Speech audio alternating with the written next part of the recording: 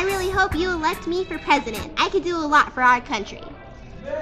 I don't think I'll vote this year. I'm gonna go eat some Takis on the Tuesday after the first Monday of November. Excuse me?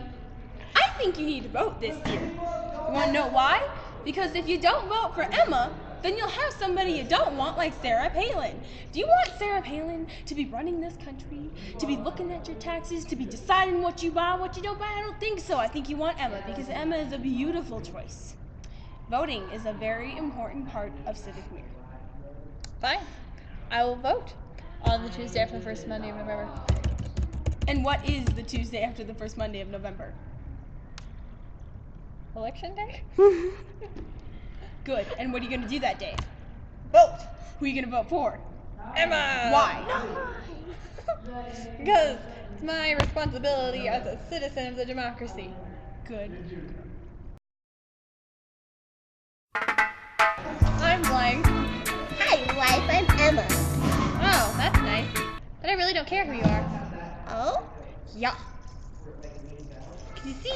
I don't discriminate or pick favorites or anything like that. Yeah? Yup. I'm white, and I'm just surprising like that. It doesn't matter who you are. I could kill your dog or steal your car or burn your house down or rob you in a dark alley at night. Well, that just sounds unfair. Yeah, well, I'm alive. And I'm just unfair like that. And I'm the unexpected. Well, gee, that's a little mean, don't you think? Yeah, well, I don't care. Just like I killed your family and left you homeless and poor, well, all of your classmates. While all your classmates were super rich in Civic Mirror. Dude, not cool. Welcome to How to Manage Your Money. Well, here's our first lesson for today. What I've learned in Civic Mirror is that you need to manage your money like nobody's business. And that managing your money is a big part of Civic Mirror because you need to buy all of your necessities while still maintaining a budget so that way you can buy food and everything else and keep your family alive. One of the main things is that you spend money on hexes that you really don't need. Wouldn't you agree? I definitely agree. What happened to you, Emma? Well, during our 2001 year, during the training season, I spent $1,000 on a health unit, and I didn't even need it because it only protected me against like 4 wild cards. Really? Yeah, and I only had like $2,000 left, and I spent half of my money on a unit that was completely useless to me. So you didn't manage your money, did you? No, I was dumb and I didn't manage it. See, I can relate to that. See, when I spent all my money on tree hexes when I really shouldn't have, because I'm an environmentalist. Big surprise there. I'm an environmentalist, and I thought that by buying all the trees, I'd be saving all of them. But in reality, all I had to do was just voice my opinion and be an active citizen in town hall meetings about future development plans. And if I wanted them to not develop a tree, I'd have to voice my opinion. That's all I had to do. And instead, what I did is I spent all my money on it, and I didn't have enough money to buy my necessities. That's what happened to me. Yeah, that's kind of weird, Kenzie, and it really sucks because none of your hexes that you had brought you any sort of income. So I didn't manage my money. I should have tried to buy something that would have brought me some sort of income. Maybe a house I could have rented, maybe some apartments, maybe anything. Like the apartment people are rich. The apartment people are very rich. Kelsey, Nick, and Caroline. I'm jealous of you. We know who you are. But yes, that's what I learned in Civic Mirror, is you need to manage your money. Here with Kenzie and Emma. So guys, what is this Civic Mirror society really like? Well, we live in a country called Skittletopia. And what we learned is that equality isn't so equal. It doesn't always work out the way it's supposed to. Yeah, we thought that everybody would get the same of everything and everybody would have the same chances as everyone. That's why we have an equality party. But that's not exactly how that worked out. I see. So, what are you guys' strengths and weaknesses? Well, my strength is probably my ability to get the hexes that I want. Even though I spent a lot of my money on it, I still got the hexes that I wanted. And I made sure that they stayed protected. Being an environmentalist, that's one of the strengths that I needed to have. I probably have to agree with Kenzie on her strength. That was probably similar to mine because I knew what my priority hexes were. I knew what I needed to get first and what was most important. Yeah. I see. How has a simulation experience changed your outlook on life? Well, I'd say it's all about money management for me. Because when they give you a specific amount of money, you think of it just as virtual money until you actually have to spend it and keep your family alive and feed your family and secure your family and have health and have education and have all of these things that really mix into the necessities of life that keep your family alive. And if you don't have that, little Jimmy dies. What do you think?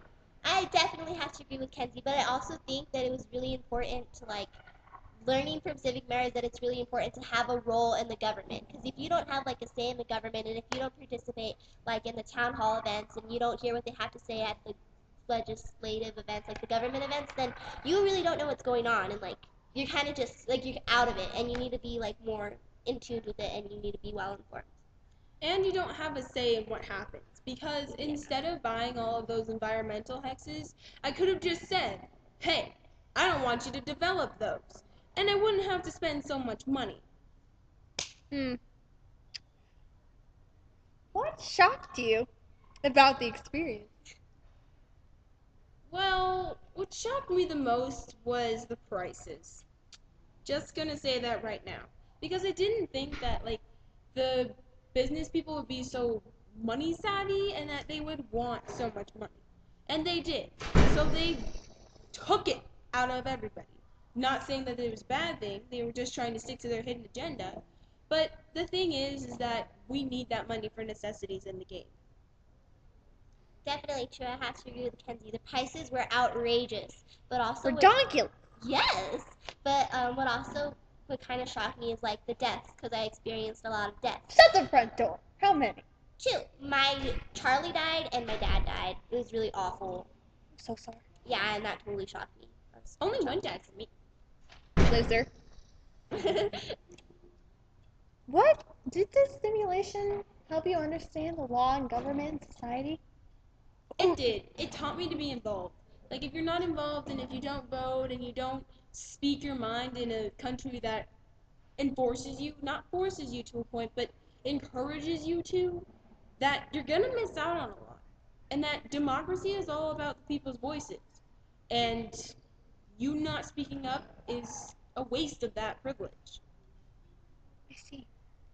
Yep, definitely. And it also taught me how to understand the way the government works, the way the Skittletoppian government worked and the way the American government was really similar, so it helped me understand more. So, Emma, you think that the experience helped prepare you for reality? Kind of to a certain extent, because obviously, civic merit doesn't well, it does simulate real life, but we all don't really live in a virtual world, and we all don't own hexes, we own houses and businesses.